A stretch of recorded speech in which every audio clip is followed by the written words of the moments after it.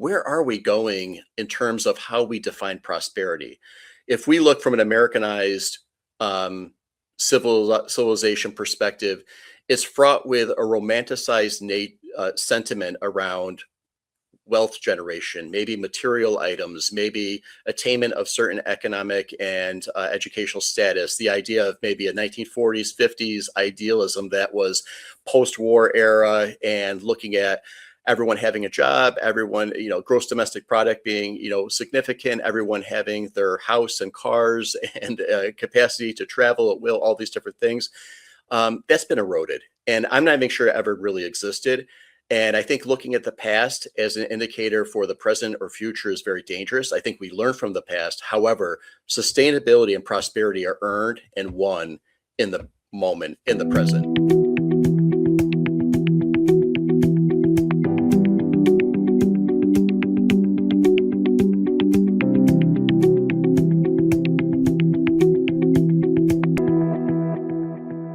Welcome to Leadership Disrupted. It is great to have you with us today. We have Mark Coleman with us. He's an award-winning author and recognized voice as a business and leadership advisor. He's an entrepreneur and an educator specializing in sustainable change management. Mark works to inspire leaders to embrace principled leadership founded in dignity, trust, and accountability. And as we'll unpack those words later in the conversation, it is interesting that words like dignity and trust have become somewhat controversial, when in the past I would have thought that would just have been what's expected of everybody. But Mark, first of all, I want to welcome you to Leadership Disrupted. We're going to have a great conversation, and I'd love to know if there's anything that you'd like to explain about yourself or to fill in any of the blanks so that people understand who you are, where you come from, and then we'll dive deeply.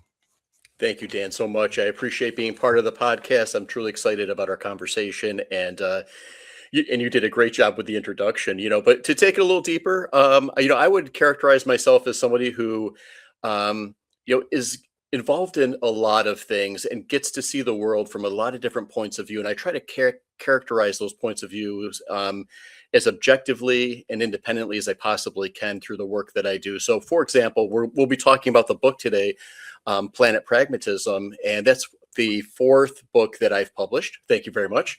My love of writing started when I was much younger. In my early childhood years, I never thought I would write a book, quite frankly.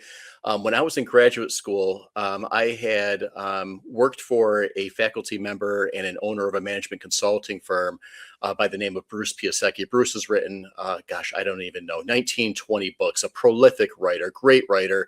We had a great relationship, and I learned in many ways what I would call the art and craft of formal publishing through his perspective in many ways, and kind of brought that forward into my own image of what it could look like. So there was some, I would call loosely classic training there in some regards. I saw through the lens of somebody who was a successful management consultant the ability to, quote unquote, be a thought leader and bring their own independent, objective view and analysis of what was going on in the world today as part of their library of knowledge and capacity and wisdom to influence others. And I thought, that's something perhaps I would do someday. I actually thought I would live a longer life and have a great deal of experience professionally underneath me before I would actually publish a book. But lo and behold, I was in my mid-30s when I published my first book called The Sustainability Generation. It was just a couple of years after my first son was born. My wife and I were going through all kinds of different changes in our life with our, bringing our firstborn into the world, as well as professionally. And, for some reason, I had been doing a lot of blogging at that time, a lot of published work and articles. And I looked at that body of work and I said, I thought there might be a book here. And before I knew it, there was a book. And fast forward today, there's been 4 titles. But that's almost been ancillary to my more deeper work, which is cut across working in the public sector for government. I've worked in academia. I've worked for applied research and technology corporations. I've been a management consultant and entrepreneur and started up my own enterprises, and many other extracurricular things, from adjunct teaching at the graduate and undergraduate level at Syracuse University to serving on the board of trustees for local community colleges and other things. So I find this eclectic, diverse mix of professional and personal endeavors, as characteristic of just my own curiosity and fascination with the world. And when it manifests into a book, usually it's coming from, and I say usually because I try to be unbiased. I'm sure somewhere in my writing there's plenty of bias from another person's perspective. But that said, I try to be unbiased and bring forward as much insight that I possibly can, partly because I love doing it, and it's a great way, in my case, for extracurricular exercising of the brain. Well, when you wrote the sustainability generation, I think a case could be made that you were part of like a rising tide of like sustainability initiatives, sustainability conversations. It was part of the I'll use the word zeitgeist. It was part of the zeitgeist of the culture broadly, not only in the U.S. but globally. Sensitivity toward environmental issues, human issues, all on the rise.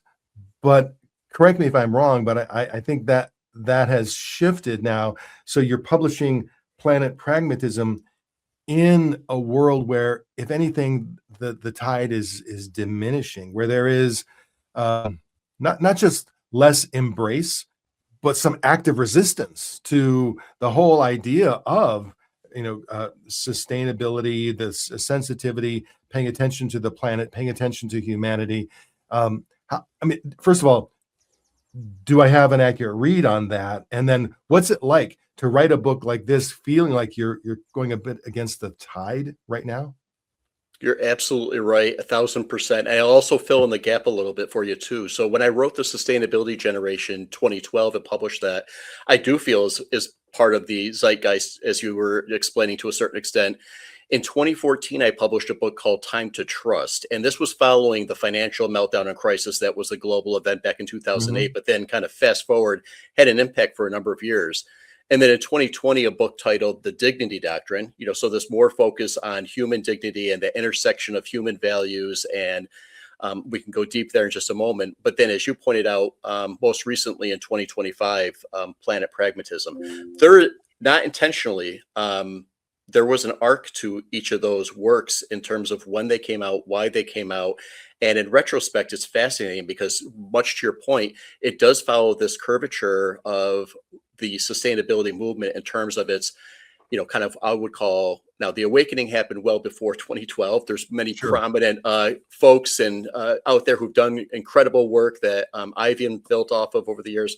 But I think in terms of, this generational focus and more of a public acknowledgement and disclosure of the impact of sustainability and how corporations and even government began to manifest it more into their everyday lingo. That certainly happened, I think, in more recent times, the past decade, right? And so it moved from academia, it moved from the inner circles of corporations, kind of the quiet, consumer-facing initiatives, to something that was much more politicized. And to your point, sustainability has become weaponized in many ways. And I actually teach this still, where I actually ask the students at the front end of a course, graduate or undergraduate or otherwise, or even in corporate trainings and work that I do, remove yourself from the S word, remove yourself from the sustainability word, and seek to find clarity, seek to simplify, and seek to find greater insight in terms of what you're actually trying to communicate as the core value to your customer, to the public, to society, to the public policy, whatever it is. As a society, and this has really been, it's probably been forever in terms of politics in many ways, but it's felt much more in terms of the past, I would say, 2 to 3 election cycles, presidential election cycles, where the divisiveness and that divide based upon the wildly swinging pendulum of politicalization of different terms has become more severe, more swift. And so with social media, I sometimes call it unsocial media. People are influenced rapidly in the moment, and this use of language sometimes can become a great divide as opposed to a great collaboration or enabler amongst how we're actually moving forward as a populace in society. We can touch on that in a moment, but from a sustainability perspective, it has been weaponized, and that's partly, I believe, and this is hence the new book, and where I do touch on this in the book as well. I almost say it's to blame for folks like me, the sustainability practitioners ourselves. We've done ourselves a disservice by pushing forward a mantra of big ideals and values, which are incredibly important, but sometimes at the expense of really understanding the nuanced value it creates for anyone, right? Making more common sense decisions, making them economically aligned, making them aligned with your values, making them not feel as if they're too onerous or you need, a advanced degree to figure things out. All these different things. So I can see why a word like sustainability becomes challenged, or even dignity or other words. But the reality is, we're also smarter than that as a society, and we also have to acknowledge the fact that these words are now being pitted and used against us and at the detriment to our existing and future prosperity. So we have to be very careful and clear. That's where this book came out, which was, we don't have to debate common sense solutions. They exist out there, and we can get into that, particularly in the energy sector or other spaces. But what we need to do is call things what they are and acknowledge that a sense of pragmatism has to be brought forward, because whether you call it sustainable or unsustainable, renewable or non-renewable resources or something else, the reality is we do need to make fundamental shifts and changes. Those changes may not exist ubiquitously in all places at the same time, but we have to get smarter about how we collaborate together, put new opportunities together, and pursue them proactively so that we can redefine prosperity in our terms and also attain it. Not something that's going to be left in the void of he said, she said, or debate over who's right or wrong. I think maybe there is some hope in some areas. For example, a lot of the uproar regarding AI data centers that very quickly, and I'm living this today. I live in a very rural area in the Midwest, and suddenly, with very little debate, suddenly 3 big data centers are planned. The construction is starting. Locals are asking, well, wait a minute, aren't you supposed to ask us? Isn't there supposed to be a vote? And what seemed to have happened over the last 2 years is somebody somewhere was talking to somebody, and essentially, at least in our local area, some laws were changed where no longer was local voting required. That the state level commissions were able to approve development at a level that they weren't able to before. So suddenly, and I sat in several meetings where local homeowners said, hold on a second, we're already seeing construction plans. I haven't even had a chance to talk. I've never actually had a vote. And someone said, well, you can vote all you want, but it's already been decided by the state level Public Utility Commission or whatever. But what I recognized, all of the men and women in that room a year earlier would have been the kind of resistors that you're talking about regarding other sustainability issues, regarding other environmental issues. So it does seem like, I don't want to say that the pendulum is swinging. I'm saying maybe the pendulum is undulating. Like people are getting exercised by that specific thing. But generally speaking, maybe this is a good time for you to just share with us the thesis of Planet Pragmatism. I get it. I've been reading through the chapters, particularly, the chapter 4 is Sustainability Dead. That really grabbed my attention. But maybe you could share with us the overarching thesis of the book and the journey that you take us on as we read through it chapter by chapter. That's great. Thank you, Dan. And I'd love to come back to the data center conversation too. Because yeah, and we can do that too. There's no rule. Yeah. It's timely and it's nuanced, and it actually gets to the heart of the thesis of the book in many ways as a case example that's playing out in real time. And so the thesis really stems from 2 things. One is I see the world and this is my bias, through this lens of a practitioner of sustainability. When I say sustainability, I don't want that to be that big S word for listeners where they almost, tune out and say, oh, this is just one of those sustainability people. I have a perception of who this Wow. guy is.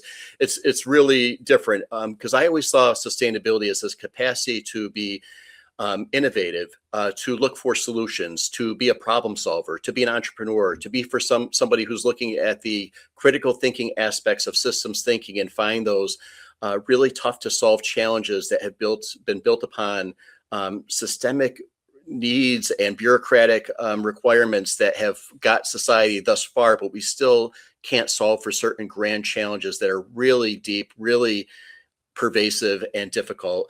And through that lens, I always thought it's not just about the environment. It's not just about these social indicators. It is about an economic perspective in many ways, right?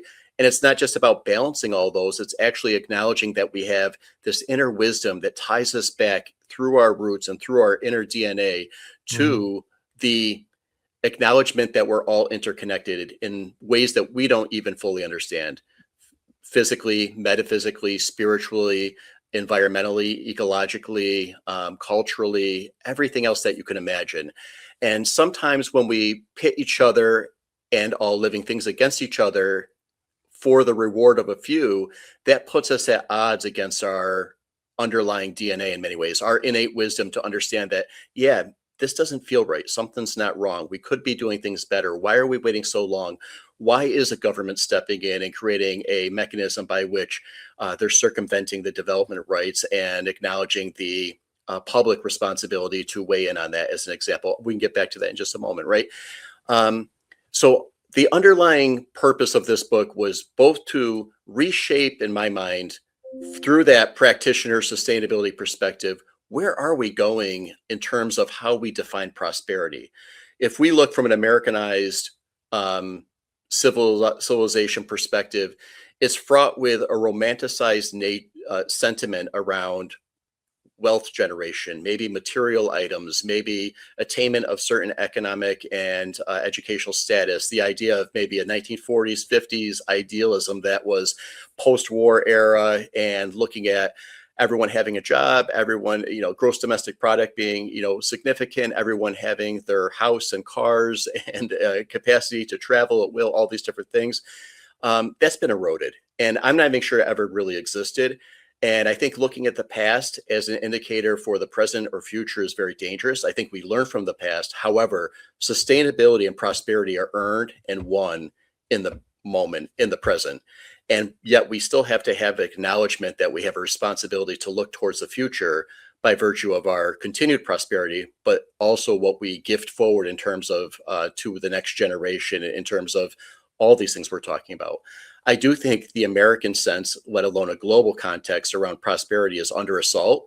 And it's under assault by all kinds of things. And I don't want to point fingers and, kind of draw the debate between it.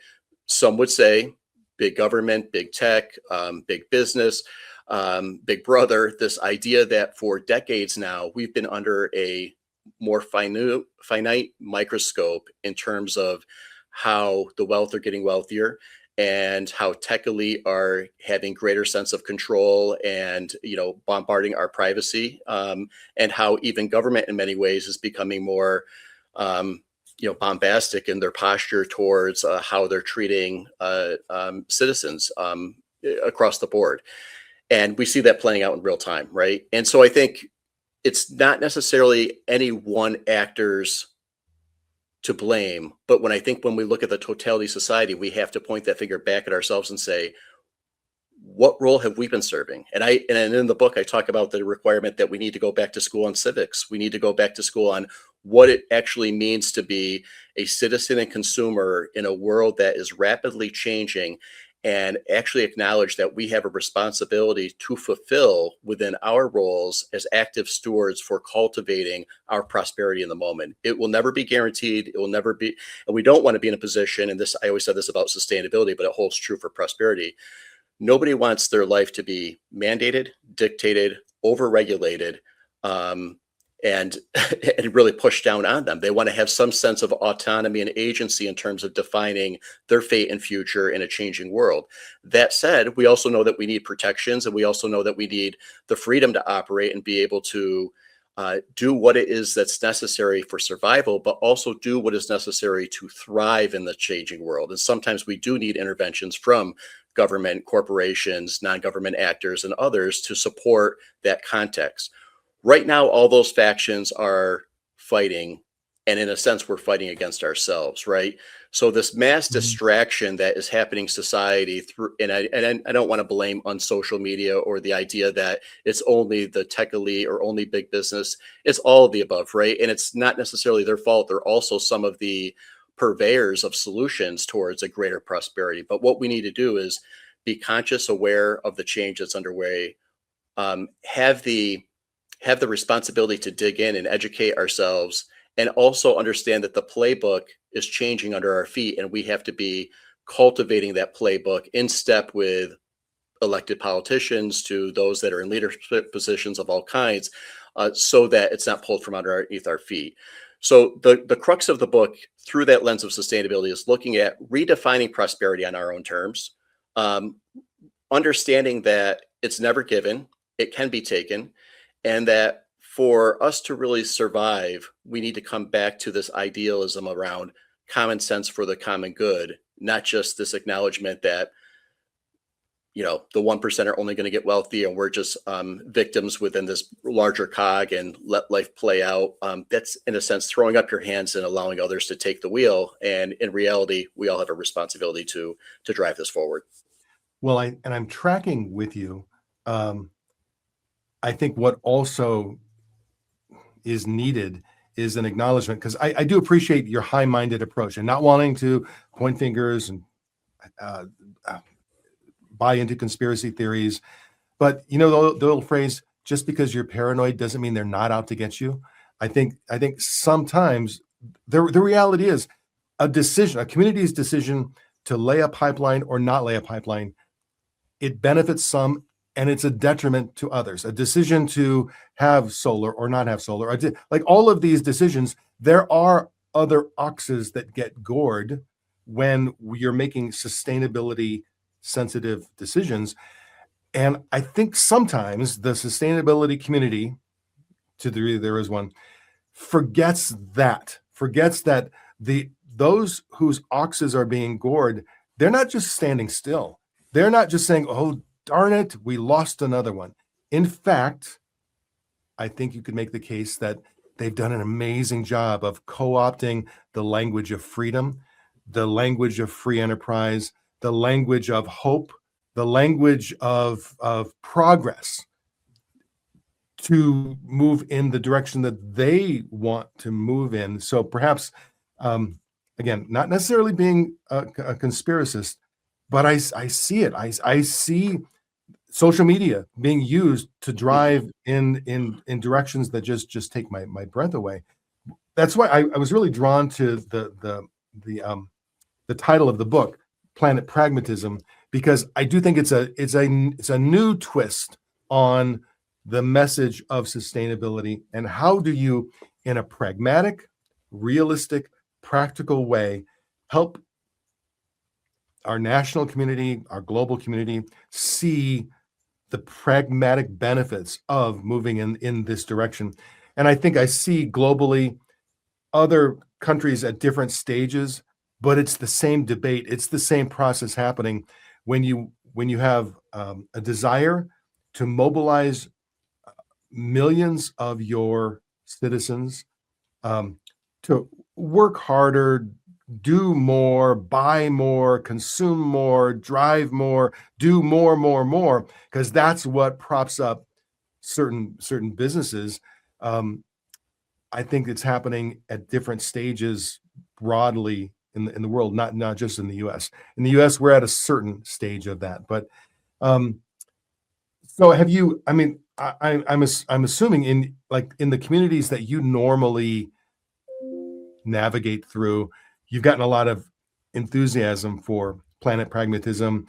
Are you getting any resistance? Are you encountering any um, pushback anywhere? It's a great question. I can't say that I've received um, abject pushback conceptually. I think people look at it at face value, and once they hear what I'm talking about and kind of deconstruct where I'm going with it, I think Yeah. they say that's logical. That makes sense. In fact, I feel safer in that space than perhaps the big S word, right? Or what you're talking about, Mark, is really this idealism around making common sense solutions and decisions for where we are in the moment. And who wouldn't agree with that to a certain extent, right?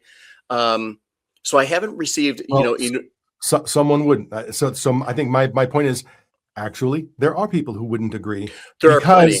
because the implication, like two layers down, the implication is a negative one for them and their business or their enterprise, whatever it might be. And man, they're clever. Man, They so let's go there a little bit. I think so two ways to go there, and I want to introduce one, which is if you, and this is just a very individualistic, selfish perspective on the topic, right? If you ask somebody today, like, define your really good day, what's a good day for you, right? And I'm not saying this across the board, but some might say, I'm with a loved one, I'm enjoying myself, we're healthy, maybe we're outside enjoying nature, we're having a quiet conversation, we're having a coffee, something to eat. What we might not hear is that I'm driving a car that's brand X, I'm living out of house that's X square feet, I'm going to location Y and live streaming myself as an influencer. You're not going to hear necessarily those materialistic things. It's going to come back to a more sense of belonging, identity, a sense of wanting to preserve one going forward. It's Mhm. going to come back to a sense of quality of life. And so when we talk about prosperity and we get mired in this idea of more just for more sake, and that's the only thing that's going to drive profitability, and that's the only thing that's going to drive this ascension of services throughout society, it's really false and misleading. And that's the narrative we've been taught to believe. That's the narrative we all still fall victim to. And we're seeing play out in spades right now from a geopolitical perspective, let alone what's happening on the home front, domestically, everything else. It's hard to stop that, right?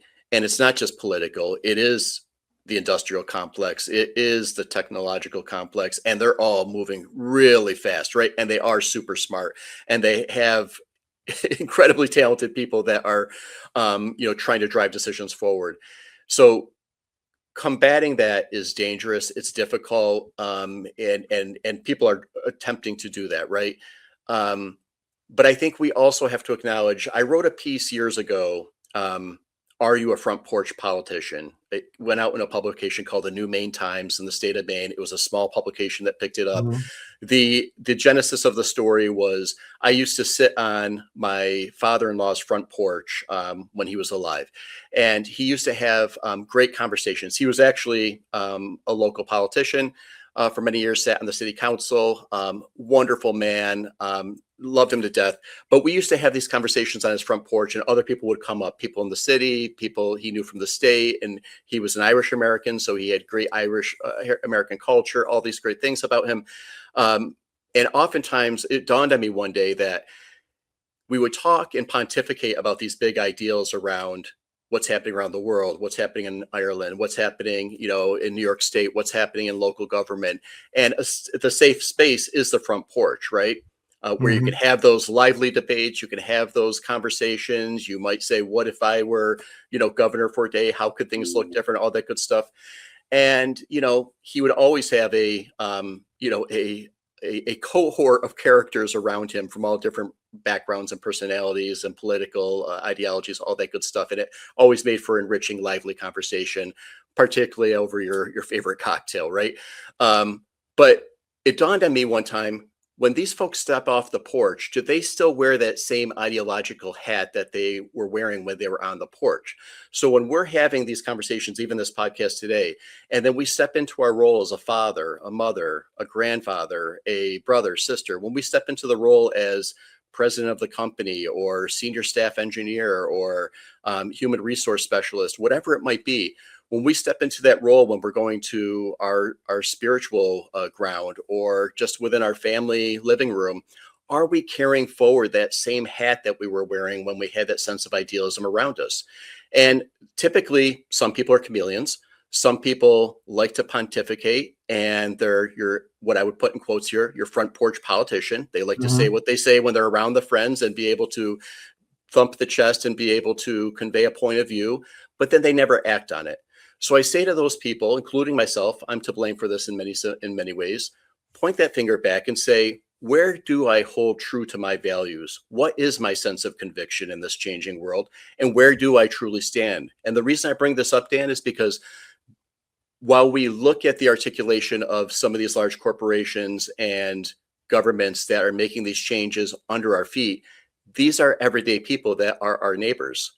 They are the citizens and consumers that we go to the Mhm. big box stores and shop for bulk supplies with. These are the people that also get their oil change on their engines at the same mechanic that we do. Right. My point is, they're living a shadow life, a mirror image life of us, and yet they may not carry through that same conviction. So one of the fabrics of society that I feel like is slowly getting eroded, it's not gone, but we need to rebuild and reinstill, is this sense of I call it that common sense for the common good, but getting down to the metric of what is that quality of life we're trying to achieve together, and are we doing it in spite of each other, and our future, or are we actually having earnest conversations? Unfortunately, we're not having those deep conversations because those in power and those in the elite roles love nothing more than a pendulum that's swinging faster and faster, causing greater and greater confusion and divisiveness, so that our debate becomes, should we do solar or wind? Should we do wind or natural gas?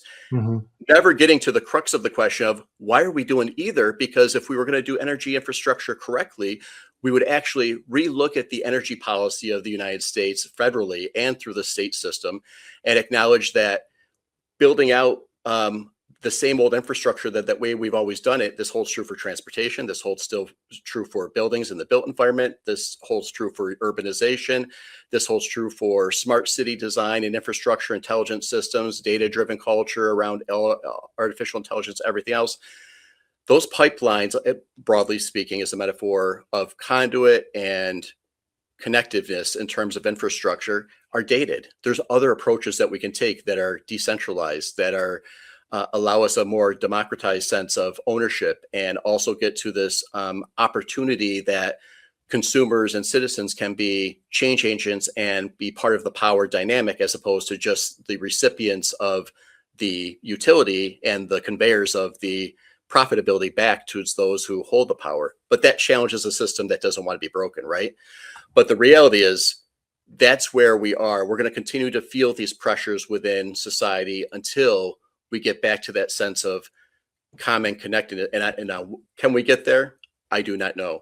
Um, is that fight waging a war right now amongst us within the United States? Absolutely. But it's being shrouded as these divisive, regionalized, localized, and they very much are. These other things too, because that's what I think we're being shaped into, as opposed to really going deeper on the real questions that need to be asked, and being asked to be the intellectual and innovator opportunists that we actually could be to actually change a system for the good. Uh, One of the dynamics I think we're seeing in the workplace today with leaders, Mark, is that there was a time when you could kind of think about your corporate culture as distinct and separate from societal culture, national culture, global culture.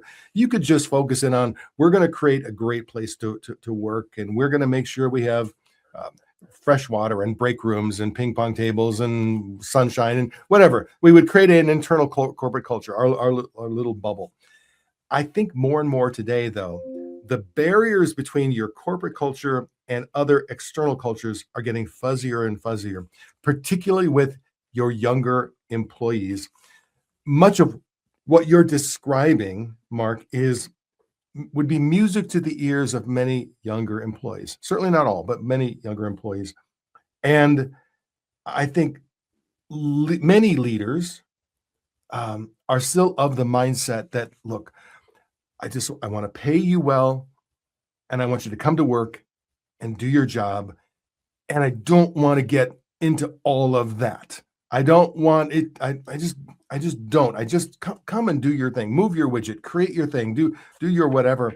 That is a very, 50s, 60s, 70s, 80s mindset of, hey, fair pay to do a job and don't bother me with the rest of it. Whereas employees, and not just younger employees in general, so much more today want to be seen and known as humans, not as doers of the thing, whatever the thing is, as not as bundles of OKRs or KPIs or other key metrics. They want to be seen and treated as humans in a human world and a human community. But that's very uncomfortable for some, more than a few leaders. It's very uncomfortable, very unnatural. And so instead, you see this movement of some leaders toward being more chest thumpy, more driven, more whip cracking, so to speak, more old school, more heavier leadership, as opposed to this lighter approach to leadership where I'm going to matter more to my people. I'm going to lead more deeply, but with a lighter touch. And so that's not, I know that that's not specifically what your book is about, but it's how I see the overall like universe that you travel in. I see it being impacted in just the day-to-day world of work today. You see some leaders, when you use the word, humanity, when you use the word dignity, when you use the word belonging or just human respect, that will resonate with some. And then there are others where it becomes like the red flag. And they instantly dismiss that, because what they would prefer is that, look, I just want everybody to get their metrics in the green zone. I just want everyone to do their thing, to do their part. We're going to have role clarity and accountability, and just do your job and take your paycheck and say thank you very much. And I just don't see that being the way the world is going to be going forward. I think we are all hoping, as you said earlier on, we're hoping to be more and do more. And one would think, and I'll stop my rant here, one would think with the advent of all of these amazing technologies, all of these amazing resources, all of the amazing amounts of money that are just flowing through our world, you would think we could achieve something more amazing than what we're achieving for many people right now. Mark, when I first read your book or started reading your book, I was thinking about sustainability and the use of that term in very traditional terms. Okay, this is going to be about, being better for the planet, being better for our world, being better, leveraging more sustainable energy resources and other resources. Very, very traditional. Like it would be how a guy from the 80s would think about sustainability. As I've gotten deeper into the book, I'm understanding that word sustainability really, if you back up or you zoom out, it's a word that can be applied to our human existence, not just the things that we're doing or buying or consuming or spending, but just how we are with each other, how we are engaging with each other. And Exactly. I know thinking about sustainability in that way is going to drive some leaders nuts. The same leaders I was describing earlier, it's going to be like, oh, it's one of those.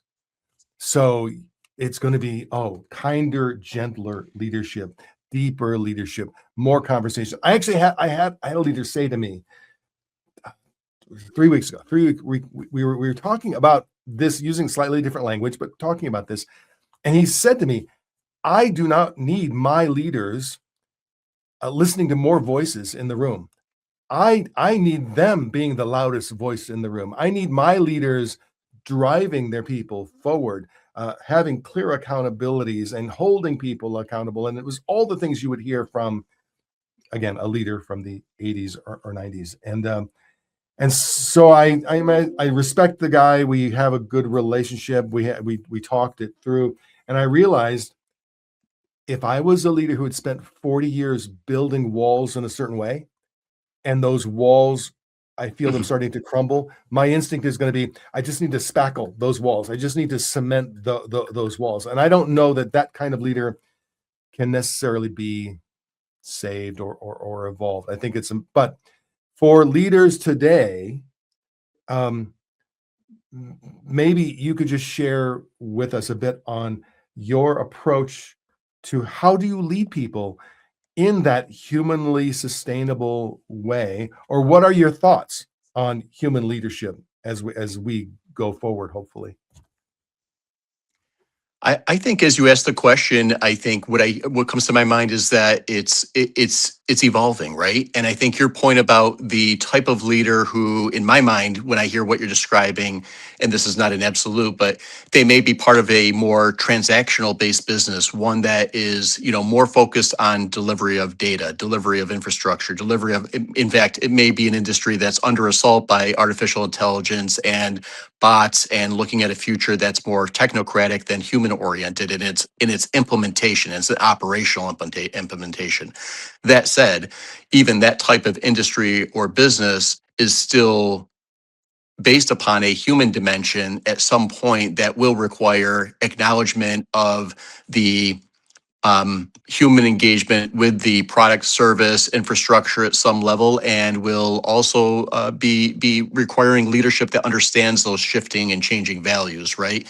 Um, so those individuals, I would say, if they're not evolving, either they will evolution will come their way and find them, or something else will step in their place eventually, et cetera. I do think that, as you were pointing out the dynamic in the workplace and workplace culture, particularly, I would say in post-COVID world where everything got upside down, right, and changed in terms of work-life balance and how we look at workplace and how we look at the human value of the work that we do, and then henceforward, the advance of technology now that's even, butting up against that and saying we humans might be dispensable in certain regards. The contrarian would say, well, humans want to be optimized for their creativity and intellect in a different way. And so we're going to free up that time and productivity so that we can go do things that we really want to be doing. And I try to find um, the the potential of that, as an optimistic view of it. All that to say, though, that as you look at social media, the advance of technology, and why some, and not just some, many people, you characterize it. I do think it skews to a younger generation, but I don't think that's necessarily exclusive. Mhm. Um, that people want to be seen, want to be heard, want to be self-identified, that aligns with whom they are and their sense of identity and belonging, I think is important because they're butting up against that technocratic based society, and one that's been driven so hard on metrics over time that it's a countermeasure, right? It's a knee-jerk reaction to the overarching culture that we've built for ourselves. And humans are saying, wait, there's more to this, there's more to me. See me and understand me, and I can help bring life to this organization. And I think, by the way, that word in of itself is important in these kind of conversations. What is life? What is the sense of joy that we receive from each other? If we're all just going in cogs of a wheel and kind of doing data driven exercises, yes, there's a paycheck to it and there's a utility to that, but that feels very dystopian as opposed to a opportunity where you could actually breathe life and heart and emotion and human motivations into the lifeblood of an enterprise. That enterprise may be very much different than a infrastructure driven, command and control culture, one that needs to be there. And there's reasons and purposes for things like that. The military would be an example to a certain extent. But I would argue even in the military, there's a great deal of heart and a great deal of motive power and a great deal of human to human engagement, perhaps even more than in some industries that exist in many regards, right? So culture is always what we make of it. I think the smart leader understands that there's a sense of agility, there's a sense of adaptation that needs to happen, and particularly more than ever because of all these different swirling things. I began I meant to mention this earlier in our discussion too. The opening pages of the book references a poem that I wrote after meeting with the dean of Hendricks Chapel at Syracuse University, great man by the name of Brian Conkle. And he inspired the poem because as we got deeper into the culture that was happening at the university among students and faculty and staff, as well as just broadly within society, this conversation came up around leadership. And I do believe we're kind of waddling through this perennial fog that is around us. We don't necessarily know how to make sense of these surroundings that we now find ourselves in, right? It's a post-COVID era. The nature of the workforce is changing. There's an assault on higher education and topics such as equity, dignity, affordability, higher education, and as well. The role of technology and whether or not humans have a opportunity for certain types of employment going forward is being turned on its head. And a lot of people are being left with, who am I? Where am I going? And everything that I was taught all of a sudden seems like it has no value or purpose or meaning. So I think we're at this mass redefinition. Again, I go with prosperity and sustainability because I do believe that they're overarching terms and context to view life in terms of who are we? What is our objective? What is our sole purpose? And collectively, and how do we find that spiritual, physical, environmental sense of connection that brings us identity, sense of belonging, and joy within our lives? And we do make it a lot about leadership. We do make it a lot about work, and these things are evolving. But I think this is also the opportunity to say we have an opportunity to redefine leadership on our own terms. And what that means is that, yes, all these things are happening. We can rise above the proverbial perennial fog, but we are the ones that have to provide that sense of direction. And I think the honest, and I think counter to what you're saying too, I think there's plenty of open and honest and empathetic leaders that aren't afraid to demonstrate that they're willing to have that softer touch, as you put it, and be able to allow their staff, their teams grow and nurture themselves in ways that helps the enterprise flourish. So when we look at enterprises that have been around for a long time, even those that are highly industrial, um, they've weathered hundreds of years of evolution in their own right. I could name a couple, and part of it is a human connection. Yes, they've been innovators in technology or chemistry and the sciences, and they've gone through many different ideations. But in corporate history alone, there's been reinventions of corporations, and that's all been brought forward by humans, right? That's been the ingenuity, the creativity, the idea that others can step in and bring something forward that now meets the requirements and demands of a new generation. And I think that's where we find ourselves. We find ourselves lacking big leadership, my personal opinion, on a global scale that is helping society recast its sense of purpose in a rapidly changing world. And so that's leaving a lot of us as individuals in that fear factor fog where we're trying to understand, where do we go? Where do we position ourselves? Because the playbook of the past isn't the same that's going to bring us forward. And to me, there's no greater common denominator for leadership than all these disparate pieces that we're talking about. Where we sit and stand right now is beckoning for what I call in the book principled leaders, those that can lead with integrity. And when I say principled, it's not getting to the definition of specific values that may be near and dear to me. When I say principled, what I mean is, what is near and dear to you, and what is near and dear to your coworker and your spouse and your family and your neighbor. And then let's come together and let's talk about those principles together and find the common ground where it makes sense to pursue them togetherly and in earnest. We're not going to share all the same principles, but I'm willing to bet that there's quite a few that we can actually align on, and we could do a great deal of opportunity building around those specifically. And by the way, what better time to do it when we have advanced technology, new science every day, and other things that actually can enable us to be better than we ever even imagined, right? So we tend to look as the glass half full, but quite frankly, if we can, in my own sense of kind of chastising society, get our act together, we can achieve incredible things from where we currently sit. And we've been gifted a lot as a generation right now: wealth, technology, wisdom. but we have to bring a sense of understanding, empathy, integrity, courageousness, creativity back to the challenge. And we will empower the future by getting this question of leadership right now in the moment right. You know, I know that I can index sometimes a little too much toward cynicism, skepticism, doubt. Um, You're not I will say alone. my I am the same. and and my skepticism is hard earned. It is through real world experience.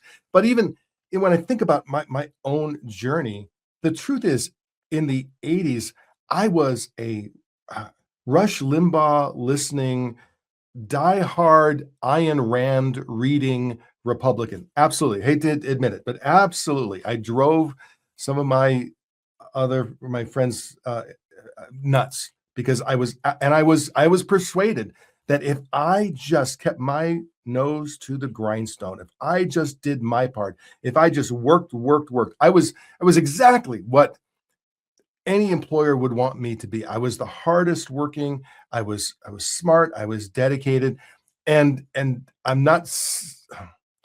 And I would say over the decades, I have evolved by continuing to observe, well, what's actually working, what's actually having an impact.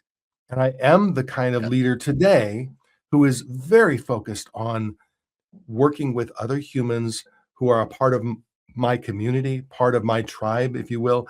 Yep. And I Yep. lead not by directing and driving, but I lead by knowing. I lead by being a source of information, by being a credible guide for them. But my personal evolution to be a guy in his 60s who actually feels like um, a flower child, who actually feels more like a child of the 60s today, because I want to have that level of connection with people. If it can happen with grizzled old Dan Rust, it can happen with just about anybody. Um, it does take some intentionality, it does take some time, and it does take Yep. a willingness to step back and say, what's really happening, and how and why is it happening, and then to recognize um, evil when you see it, to recognize bad things when you see them as well. Um, but I love ending this on a note of hope. And as I've read through, as you kind of noticed, I had identified a bunch of different chapters in the book and parts in the book. It is a hopeful book. It's realistic, it's practical, but it's actually quite Mhm. hopeful. And I would recommend that anybody who is looking to integrate the spirit of sustainability not only into your daily practices but into your mindset in terms of how you lead others. It's a great book to continue to expand one's mind. Now, does any of that prompt any thoughts? Because you were on kind of a run there in terms of your hopefulness, and I think that would be a good place to end. Is on notes of hope.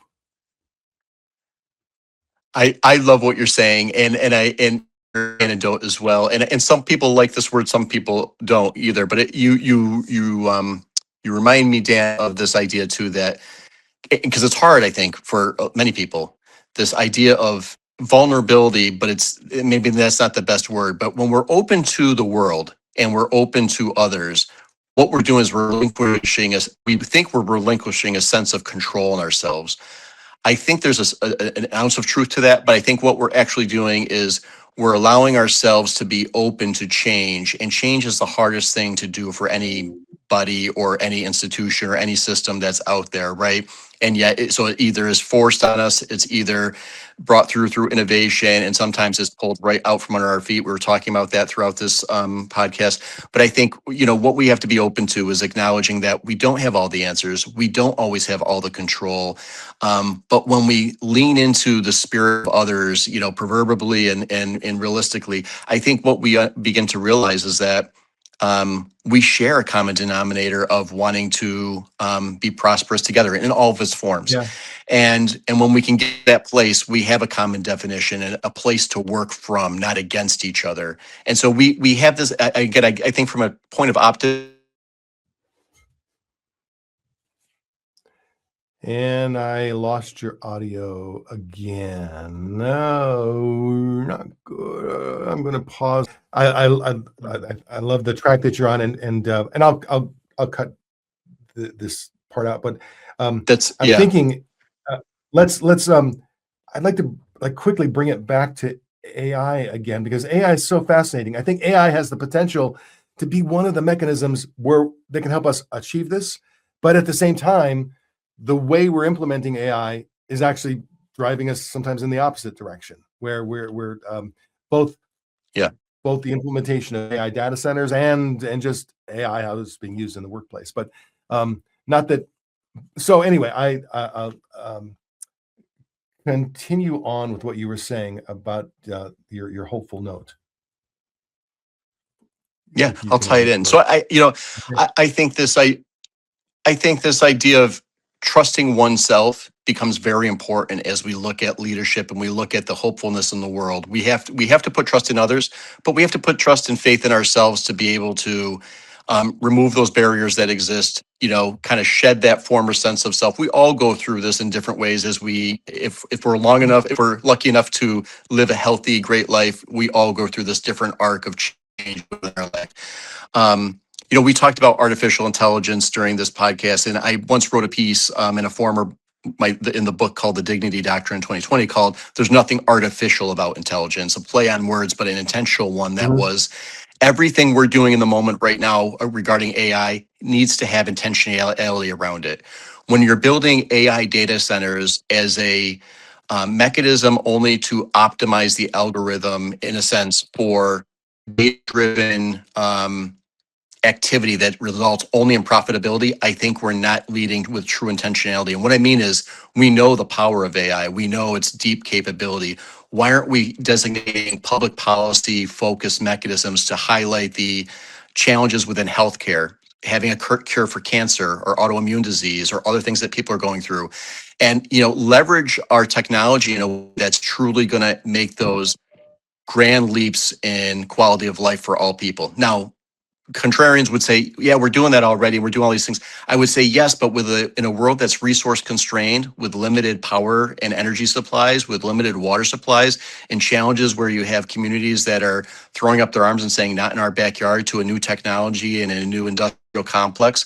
We have to be more principled, pragmatic, and focused around how we're actually positioning these technologies for the future. And an argument would be, there's incredible wealth and incredible opportunity that can be built even in just certain verticals like healthcare, or solving for specific design challenges, and leveraging AI to do its computing power for the most dynamic, toughest mathematical equations that exist, maybe finding a pathway for breakthrough nuclear energy, other things like this, right? So my point is, we live in a world of constraining resources. We have other dire needs at our table. The hopefulness in me says, through a mind shift, by accepting the challenge and saying, we need to do a better job at prioritizing, be more pragmatic in how we deliver technology, how we communicate and collaborate together, we actually can direct resources to their highest utility, while we also optimize the talent of humans towards our highest potential, and not just have a free for all where we're lost in the fog and still trying to find our way to a new North Star, so to speak. So I think there's great hopefulness in all this. I do think it comes back to us being more principled in our leadership stance and finding common ground to work from. And I do think the general arena of AI can potentially be a savior or the reverse, depending upon how it's executed, depending upon the intent behind the execution. And I was struck, as I told you earlier, I live in a rural North Dakota community where several AI data centers have been planned and are being built, because North Dakota has very low energy costs, has easy access to cold weather. So handling the heat of AI actually is very economical when in a place like North Dakota. And yet the approach has been very industrial in terms of, we're going to plan these data centers, we're going to install these data centers, we're going to assume we can use almost all of the fresh water available in particular areas. It's just been very, I guess I'll use the word industrial, as opposed to, I was just reading an article about a data center being built in Finland, where they're using the geothermal energy Yeah. to power the data center, and then they're taking the heat and they're repurposing the heat to leverage again in that community. So it felt very, I'll use the word sustainable. It felt very sensitive. It felt very thoughtful. It was a thoughtful approach to AI execution in this Finnish community versus this feeling of someone's just landing in North Dakota because, hey, cheap Yeah. land, cheap energy, easy access to cold. Yeah, let's do it there because and then the community feels taken advantage of as opposed to supported. So, um, That's right. any final thoughts, Mark? Just as we wrap up, I want to be respectful of your time, and I think you have really opened my eyes in terms of how to think about this language and how to think about even the term sustainability in a much broader, more universal sense than just, hey, recycle your garbage. Yeah. No, thank you so much, Dan. I've enjoyed our conversation. This has been tremendous. I'm always learning something new when I do these things, and I appreciate the opportunity to have this awareness with the listeners. You know, one of the things that continues to stand out to me, I think it's just a sign of the times, is just being um, having that self filter on, being aware of the world around us, not falling victim to a narrative that wants to be fed down to us, and rising above it. Right. I think, as we've talked about for many minutes now, I think we all share a certain desire for connection. And rediscovering that connection amongst each other is an important step, and being active listeners to other parties and being open to the points of view that are out there. I think it can get us a long way from where we are. So I think most people want to kind of have a disarmament of ideologies that are out there, and kind of find a way to grow, live, learn, lead, in a more prosperous way. So I wish everyone the best. I thank you for this opportunity, and I look forward to connecting again Fantastic. sometime.